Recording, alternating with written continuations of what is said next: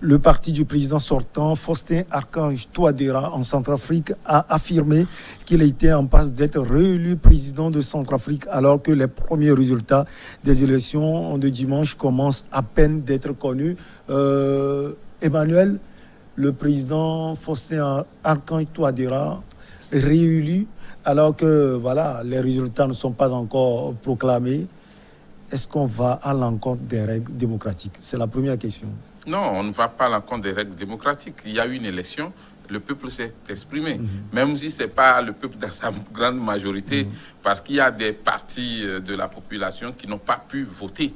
Il y a des endroits où l'élection n'a même pas eu lieu. Mais du moment où quand même le pouvoir a été encouragé aussi par l'Union, par la communauté internationale, l'ONU en premier, à aller à ces élections. Parce qu'en réalité, quand on fait l'analyse, la communauté internationale a peur que la crise actuelle en Centrafrique s'aggrave si le pouvoir est vacant. Alors, il vaut mieux aller aux élections, même si c'est avec 30% du corps électoral, et avoir un président élu et voir maintenant comment, avec les négociations, la médiation, régler les problèmes et faire cesser la guerre civile. Est-ce que ça va être comme du beurre? Parce que la CO 2020, toute l'opposition, aujourd'hui on parle d'une opposition armée même, qui est contre ces élections. Vous savez que la Centrafrique, depuis un moment, n'a jamais connu la paix. Il y a eu toujours de ces rebelles-là, il y a eu toujours de ces guerres, même au niveau religieux. Il y a de ces conflits qui ne prennent jamais fin véritablement. L'ONU a injecté beaucoup d'argent dans ce pays. Il y a beaucoup de nos compatriotes africains qui sont décédés dans le maintien de la paix en Centrafrique. Et je crois que aujourd'hui, on est à un tournant où il y avait à décider entre aller aux élections, avoir un président mal élu ou élu par une minorité pour pouvoir commencer par rechercher véritablement la paix, ou ne pas aller aux élections et laisser le pays libre, ouvert, et donc une proie à tous les conflits. Et ce sera les chefs de guerre qui vont se partager ce petit pays. Donc, vous voyez ce qui s'est passé en Libye après la mort de Muammar Kadhafi, où pratiquement les plus forts, les plus puissants sont devenus des présidents. On ne peut pas avoir deux présidents dans un pays. C'est impossible. Si vous avez deux présidents dans un pays, ça veut dire que ce n'est plus une république, mais c'est devenu peut-être des cantons, où vous êtes des chefs de canton, je ne sais pas quoi. Mais en Centrafrique, aujourd'hui, tout était parti pour que M. Touadéra puisse remporter les élections. De toute façon, vous connaissez bien les pouvoirs en Afrique. Si on n'est pas sûr qu'on va remporter ces élections, on ne va pas aller droit au but. On va peut-être trouver des stratèges pour pouvoir reporter de quelques jours. L'opposition s'est ralliée carrément aux rebelles pour demander carrément l'annulation de ce scrutin ou bien son report à une date ultérieure. Mais le pouvoir a dit non. Et heureusement pour le pouvoir, l'ONU et les autres institutions, la communauté internationale a soutenu effectivement que ces élections se tiennent.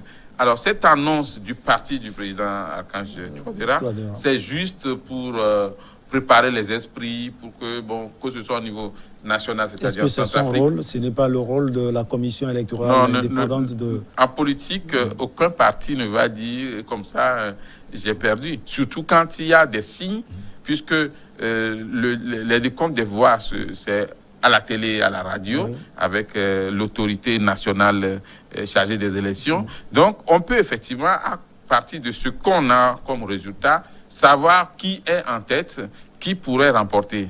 Mais ce n'est pas encore des résultats officiels, puisqu'il faut que même l'autorité nationale chargée des élections puisse proclamer ces résultats provisoires d'une façon officielle et qu'après la Cour constitutionnelle valide pour qu'on puisse avoir les résultats. Mais tout le monde savait, avant même les élections, que Touadéra était quand même... comment on appelle ça, bien parti pour remporter ces élections-là. Et la guerre n'est pas nécessairement au profit de l'opposition en Centrafrique. Adam, l'opposition, on l'a dit, dénonce ces élections. On l'a dit, le parti au pouvoir accuse l'ancien président François Bouzizé d'attiser les tensions au niveau de la Centrafrique. Oui, la communauté internationale a joué un rôle dans l'organisation des élections. Quel rôle cette communauté internationale peut jouer face aux rebelles qui vont vers Bangui et autres? Vous savez, la Centrafrique est le théâtre où se joue aujourd'hui la géopolitique internationale. Et je suis d'accord lorsqu'on dit qu'il faudrait forcément avoir un pouvoir légitime, répondant donc au niveau de la communauté internationale. Sans quoi, si aujourd'hui on arrivait peut-être à des variables où le pays n'a pas de dirigeant légitime qui puisse donc répondre, et je pense que ce serait grave. Et les tentacules seraient également graves pour le reste de la sous-région. Et ça, j'estime que c'est vrai, lorsque nous prenons d'abord l'organisation de ces élections-là, beaucoup reste à dire, parce que un pays qui est donc occupé, un tiers qui échappe carrément donc à la gouvernance du pouvoir légitime, naturellement, le président sortant. Et surtout, lorsqu'aujourd'hui, on estime que le fait que le président Alassane Ouattara, même si tout le monde partage la vie qu'il est en passe d'être réélu, hein, au regard des agissements de l'opposition et au regard de l'organisation de l'organisation de ces présidentielles-là, tout le monde sait que il va lui être affecté donc disons des expressions d'être mal élu, donc en déficit de légitimité. De toutes les façons, cette légitimité est déjà bien exprimée dans la mesure où un pays qui est occupé au tiers par les groupes armés, ça voudrait dire que c'est l'infime majorité de la population qui va élire donc Alassane Ouattara.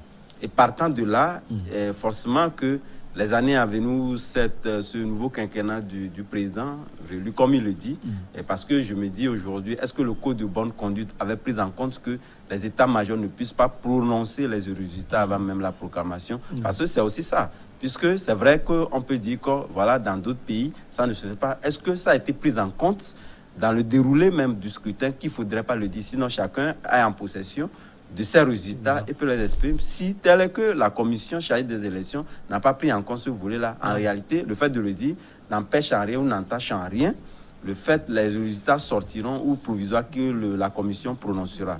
Donc je me dis aujourd'hui, ce serait un pays, parce qu'il faudrait commencer par anticiper, c'est vrai que le président serait le répondant légitime au niveau de la communauté internationale, mais après tout, c'est un pays qui serait difficile à gouverner. Mais connaissant la Centrafrique, ça va être un peu plus difficile. Très difficile parce que nous allons toujours arriver dans un schéma que nous avions connu par le passé. C'est même plus corsé. Parce que déjà, les velléités d'intervention de ces groupes armés qu'on a vu à un moment donné après les accords, taire un peu les armes, sont renoués avec les armes. Ça voudrait dire que les jours à venir, ou carrément après son investiture, serait quand même un pays ingouvernable.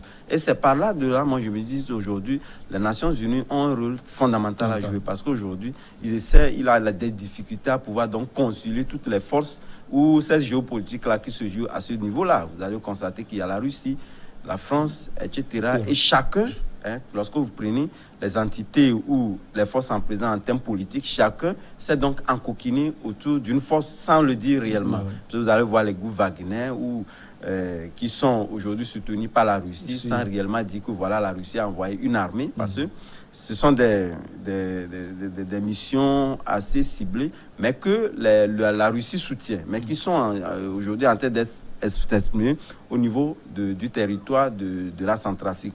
Donc, je suis d'accord que le président, même s'il est mal élu, qu'il soit quand même un répondant légitime auprès de la communauté internationale pour faire taire, ou du moins que le pays continue pas à résister que d'être dévoré par des groupes armés, et ce que cela peut donc entraîner serait difficile à gérer à l'avenir. Donc, c'est le moins de mal en réalité que le président Alassane Ouattara soit élu, mais que de pouvoir donc partager le pays entre ces groupes armés qui continuent déjà par monter des vérités assez inquiétantes pour le pays. Emmanuel Vivien, j'ai deux questions à vous poser. On a parlé des puissances occidentales. Il y a aussi le Rwanda qui n'est pas une puissance, qui a envoyé des soldats en Centrafrique. Pourquoi? C'est la première question.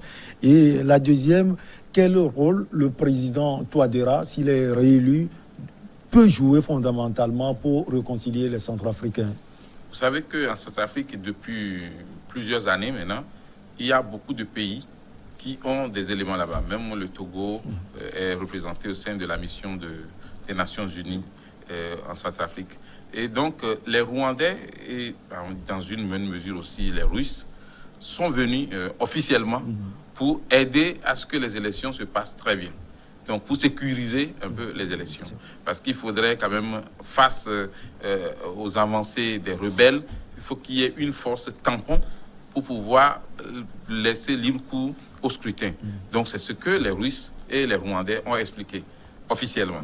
Maintenant, tout le monde sait que la Centrafrique, il y a beaucoup d'enjeux qui se jouent là-bas parce que chacun a des intérêts à défendre si on prend les puissances sans les nommer. Alors aujourd'hui, on va peut-être se poser la question, mais pourquoi la communauté internationale s'intéresse tant à la Centrafrique? Pourquoi on en tient tant à ce pays? Oui, parce que le pays est très riche. Il y a le sous-sol, il ne faut pas blaguer avec. Et je crois qu'aucune puissance ne veut se faire compter l'après-conflit en Centrafrique, parce que quand vous nous avez aidés à régler nos problèmes, après, on va quand même établir une très bonne relation avec vous pour pouvoir faire aussi des échanges au niveau commercial et économique. Donc, le Rwanda a fait une mise au point. Le Rwanda n'est pas parti soutenir quelques rebelles que ce soit. Le Rwanda, comme la Russie, ont soutenu le processus électoral. Il reste, les soldats restent encore pour un temps pour voir si on pourrait venir à bout de la guerre. Mais pour le moment, les rebelles font des avancées et c'est dommage. Alors, est-ce que M. Touadéra a un rôle à jouer? Bien sûr. Il a un très grand rôle à jouer. D'abord, lui-même, il est convaincu qu'il sera mal élu si les résultats sont proclamés. Non, déjà, ça, ce n'est pas il est convaincu, c'est déjà... il sait que ce n'est pas la grande majorité des électeurs centrafricains qui a voté pour lui, donc la majorité. Maintenant, il se doit quand même d'ouvrir un dialogue. Un dialogue parce que c'est ça qui va sauver son pouvoir. S'il n'y a pas un dialogue franc et s'il n'arrive pas à trouver un processus pour que tous les rebelles puissent assister, participer à ce dialogue-là. Il avait déjà essayé, ça a échoué. Mais là, il était partant. Mais maintenant, après son élection, quand la Cour constitutionnelle va proclamer les résultats, quand il y aura l'investiture, il y aura quand même cette possibilité au niveau de la communauté internationale de s'imposer encore plus. Et la communauté internationale va essayer de convaincre ou bien d'appuyer, parce que vous savez que les pays africains ne fabriquent pas les armes qui sont utilisées en Centrafrique. Je sais que les forgerons africains fabriquent des armes pour la chasse, mais les armes qui sont utilisées, sophistiquées de cette façon-là, sont fabriquées quelque part. Et ces rebelles sont financés par certaines personnes. Je ne vais pas dire des personnes ou des puissances.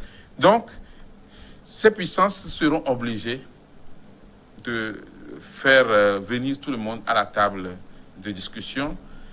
On va tendre peut-être vers un gouvernement d'union, mais le plus important, c'est que les rebelles puissent laisser les armes pour qu'on donne la place, la chance au dialogue pour une entente. Le président Touadéra va servir d'élément, doit servir d'élément rassembleur, d'élément provocateur de cette paix, de ce dialogue-là, parce que s'il n'arrive pas à s'entendre avec les rebelles, je crois qu'il n'aura pas un bon mandat. La petite pause, on revient pour parler du Togo.